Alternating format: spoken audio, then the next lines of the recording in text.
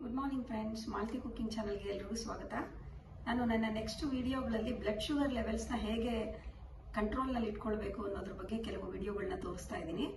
Blood sugar ಲೆವೆಲ್ಸ್ನ ಕಂಟ್ರೋಲಲ್ಲಿ ಇಟ್ಕೊಳ್ಬೇಕು ಅಂತಂದರೆ ನಾವು ಮೊದಲಿಗೆ ಕಾರ್ಬೋಹೈಡ್ರೇಟ್ಸ್ನ ಕ್ವಾಂಟಿಟಿ ಕಡಿಮೆ ಮಾಡ್ಕೊಳ್ಬೇಕಾಗತ್ತೆ. ಬಟ್ ಈ ಕಾರ್ಬೋಹೈಡ್ರೇಟ್ಸ್ನ ಹೇಗೆ ಕಡಿಮೆ ಮಾಡ್ಕೋಬೇಕು ಅಂತಂದರೆ ಅಥವಾ ಹೇಗೆ ಬ್ಯಾಲೆನ್ಸ್ ಮಾಡ್ಕೋಬೇಕು ಅಂತಂದರೆ ನಾವು ಪ್ರೋಟೀನ್ಸ್ನ ಸ್ವಲ್ಪ ಜಾಸ್ತಿ ತಗೋಬೇಕಾಗತ್ತೆ, ಸ್ವಲ್ಪ ಫ್ಯಾಟ್ ಬೇಕಾಗುತ್ತೆ, ಫೈಬರ್ ಇರುವಂತಹ ವೆಜಿಟಬಲ್ಸ್ ಆಗಿರ್ಬೋದು ಅಥವಾ ಬೇರೆ ಬೇರೆ ಧಾನ್ಯಗಳಾಗಿರ್ಬೋದು, ಫೈಬರ್ ಇರುವಂತಹ ಪದಾರ್ಥಗಳನ್ನ ನಾವು ಜಾಸ್ತಿ ಯೂಸ್ ಮಾಡಬೇಕಾಗತ್ತೆ. ಆ ಥರ ನೋಡ್ತು ಅಂತಂದರೆ ನಮಗೆ ಇವಾಗ ನನ್ನ ಮೊದಲನೇ ವಿಡಿಯೋನಲ್ಲಿ ನಾನಿವಾಗ ಕಿನುವಾಯಿಂದ ಒಂದು ರೆಸಿಪಿನ ಹೇಗೆ ಮಾಡೋದು ಅಂತ ತೋರಿಸ್ತಾ ಇದ್ದೀನಿ. ಸೊ ಕಿನುವಾ ಹೇಗಿರುತ್ತೆ ಅಂತ ನಾನಿವಾಗ ನಿಮಗೆ ತೋರಿಸ್ತಾ ಇದ್ದೀನಿ. ಫಸ್ಟಿಗೆ ನಾನಿವಾಗ ಕಿನುವಾದು ಕವರ್ ಮೇಲೆ ನೋಡಿ, ಇದ್ರ ಮೇಲೆ ಕಿನುವಾ ಅಂತ ಬರ್ತಿರುತ್ತೆ, ನೀವು ನೋಡ್ಕೊಳ್ಬೋದು.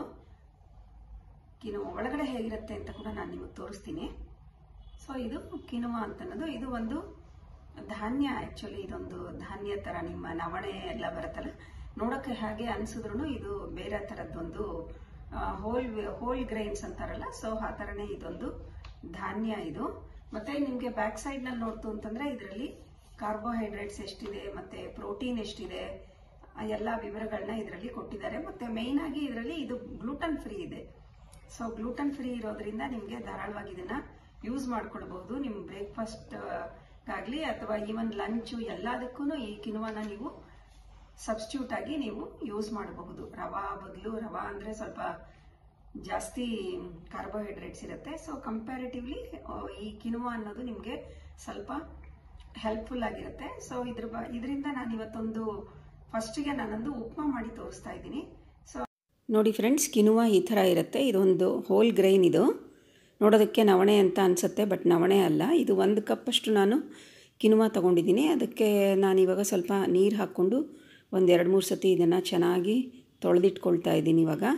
ಹಾಗೆ ಇವಾಗ ಒಂದು ಚಿಕ್ಕ ಕುಕ್ಕರ್ ತೊಗೊಂಡು ಅದಕ್ಕೆ ಸ್ವಲ್ಪ ಸಾಸಿವೆ, ಸ್ವಲ್ಪ ಜೀರಿಗೆ, ಸ್ವಲ್ಪ ಶುಂಠಿ, ಒಂದು 5-6 ಹಸಿಮೆಣಸಿನ್ಕಾಯಿ ಸೀಳ್ಕೊಂಡಿದ್ದೀನಿ, ಸ್ವಲ್ಪ ಕರಿಬೇವು, ಸ್ವಲ್ಪ ಇಂಗು, ಹಾಗೆ ಅರಿಶಿನ ಅದನ್ನು ಹಾಕ್ಕೊಂಡು ಸ್ವಲ್ಪ ಮಿಕ್ಸ್ ಮಾಡ್ಕೊಳ್ತಾ ಇದ್ದೀನಿ. ನಂತರ ಸ್ವಲ್ಪ ಬೀನ್ಸು, ಸ್ವಲ್ಪ ಕ್ಯಾರೆಟು, ಸ್ವಲ್ಪ ಗ್ರೀನ್ ಪೀಸ್ ಅದನ್ನು ಹಾಕ್ಕೊಳ್ತಾ ಇದ್ದೀನಿ. ಹಾಕ್ಕೊಂಡು ಇದನ್ನು ಚೆನ್ನಾಗಿ ಒಗ್ಗರಣೆಯಲ್ಲಿ ಸ್ವಲ್ಪ ಚೆನ್ನಾಗಿ ಹುರ್ಕೊಳ್ಳೋಣ. ಇದನ್ನು ಹುರ್ಕೊಂಡಾದಮೇಲೆ ಇವಾಗ ನೆಕ್ಸ್ಟು ನಾನು ಸ್ವಲ್ಪ ಆಲೂ ತೊಗೊಂಡಿದ್ದೀನಿ, ಹಾಗೆ ಒಂದು ಸ್ವಲ್ಪ ಕ್ಯಾಪ್ಸಿಕಮ್ ಕಟ್ ಮಾಡಿರೋದು ತೊಗೊಂಡಿದ್ದೀನಿ. ಆಲೂ ನಿಮಗೆ ಆಪ್ಷನಲ್ಲು, ಬೇಕಾದರೆ ಹಾಕ್ಕೋಬೋದು, ಇಲ್ಲಾಂದರೆ ಇಲ್ಲ. ನೀವು ಆನಿಯನ್ ಯೂಸ್ ಮಾಡೋ ಹಾಗಿತ್ತು ಅಂದರೆ ಫಸ್ಟೇ ಒಗ್ಗರಣೆಗೆ ಇನಿಷಿಯಲಿನೇ ಒಗ್ಗರಣೆಯಲ್ಲಿ ಸ್ವಲ್ಪ ಈರುಳ್ಳಿ ಹುರ್ಕೊಂಡು ಆಮೇಲೆ ಮಿಕ್ಕಿರೋದನ್ನೆಲ್ಲ ಹಾಕ್ಕೊಳ್ಳಿ. ಇವಾಗ ನಾನು ನೆನೆ ಹಾಕ್ಕೊಂಡಿರೋಂತಹ ಈ ಕಿನುವಾ ಏನಿದೆ ತೊಳೆದಿಟ್ಕೊಂಡಿದ್ನಲ್ಲ, ಆ ಕಿನುವಾ ಹಾಕ್ಕೊಳ್ತಾ ಇದ್ದೀನಿ. ಹಾಕ್ಕೊಂಡು ಇದನ್ನು ಸ್ವಲ್ಪ ಒಂದು ಸತಿ ನೀಟಾಗಿ ಎಲ್ಲ ತರಕಾರಿಗಳ ಜೊತೆ ಎಲ್ಲ ಒಗ್ಗರಣೆ ಜೊತೆ ಮಿಕ್ಸ್ ಮಾಡ್ಕೊಳ್ಳೋಣ.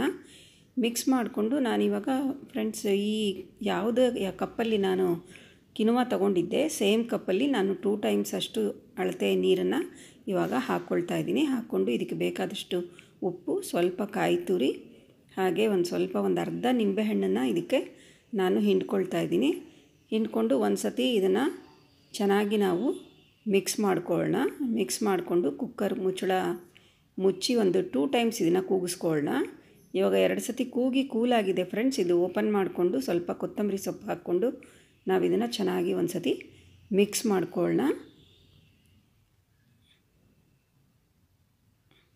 ನೋಡಿ ಫ್ರೆಂಡ್ಸ್, ಎಷ್ಟು ಚೆನ್ನಾಗಿ ಉದುರಾಗಿ ಹಾಗೆ ಚೆನ್ನಾಗಿ ಕುಕ್ಕಾಗಿರುವಂತಹ ಕಲರ್ಫುಲ್ಲಾಗಿ ಕಾಣುವಂತಹ ಈ ಕಿನುವಾ ಉಪ್ಮಾ ರೆಡಿಯಾಗಿದೆ. ಇದನ್ನೊಂದು ಸರ್ವಿಂಗ್ ಪ್ಲೇಟ್ಗೆ ನಾನು ಹಾಕ್ಕೊಳ್ತಾ ಇದ್ದೀನಿ. ಇವಾಗ ಹಾಕ್ಕೊಂಡು ಸ್ವಲ್ಪ ಕರೆದಿಟ್ಕೊಂಡಿರೋವಂತಹ ಗೋಡಂಬಿ ಹಾಕ್ಕೊಂಡಿದ್ದೀನಿ. ಇವಾಗ ರುಚಿಯಾಗಿರುವಂತಹ ಬಿಸಿಯಾಗಿರುವಂತಹ ಕಿನುವಾ ಉಪ್ಮಾ ರೆಡಿಯಾಗಿದೆ. ತುಂಬಾ ಟೇಸ್ಟಿಯಾಗಿ ತುಂಬ ಚೆನ್ನಾಗಿರುತ್ತೆ ಫ್ರೆಂಡ್ಸ್, ಹಾಗೆ ತುಂಬ ಹೆಲ್ತಿ ಕೂಡ.